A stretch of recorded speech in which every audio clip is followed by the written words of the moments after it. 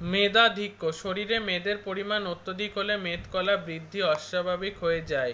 এই অবস্থাকে স্থূলত্ব বলে। সাধারণত পূর্ণবয়স্ক পুরুষের ওজন 15% ও মহিলাদের 25% মেদ থাকে। এই মেদের পরিমাণ 5% বেশি হলে স্থূলত্বের সৃষ্টি হয়। মেদাধিক্য, দেহে ফ্যাটের পরিমাণ বেশি হলে বা দেহে অতিরিক্ত চর্বি সঞ্চিত হলে যে অবস্থা সৃষ্টি হয়। অতিরিক্ত মোটা বা ওজন বৃদ্ধির কারণ। মোটা হওয়ার অনেকগুলি কারণ রয়েছে, যেমন অধিক তাপমূল্যের খাদ্য গ্রহণ, শরীরচর্চায় অনভ্যাস,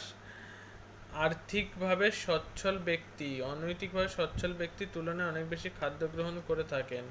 হরমোনের ভারসাম্যের অভাব, বিভিন্ন রকম হরমোনের ভারসাম্য হয়, যেমন থাইরয়েড পিটুইটারি গ্রন্থি থেকে নিঃসৃত হয় না উপযুক্ত হরমোন, ফলে বিপাকক্রিয়ায় ব্যাঘাত ঘটে। খাদ্যাভ্যাস, প্রয়োজনের তুলনায় অধিক খাদ্য গ্রহণ মোটা হওয়ার কারণ। বয়সের কারণ, 25 বছর বয়সের পর থেকে 1 কিলোগ্রাম শরীরের ওজন বৃদ্ধি হওয়ার সম্ভাবনা থাকে। অল্প বয়সে দেহের চাহিদা অনুসারে যে ধরনের খাদ্য খাওয়া হয় তা অপেক্ষাকৃত বেশি বয়সে ত্যাগ করতে না পারলে অতিরিক্ত খাদ্যের জন্য দেহ স্থূলকায় হয়ে পড়বে।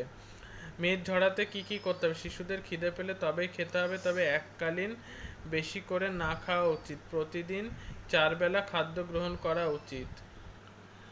সকালে পেট ভরে খাদ্য গ্রহণ করা উচিত, তাহলে সেই ক্যালোরি সারাদিন কাজ করবার সঙ্গে সঙ্গে ব্যয় হবে, ফলে অতিরিক্ত মেদ শরীরে জমা হবে না। দুপুর, সন্ধ্যে, রাতে হালকা ও পুষ্টিকর খাদ্য গ্রহণ করতে হবে। রাতে খাদ্য গ্রহণের পর অন্তত 15 মিনিট হাঁটা উচিত।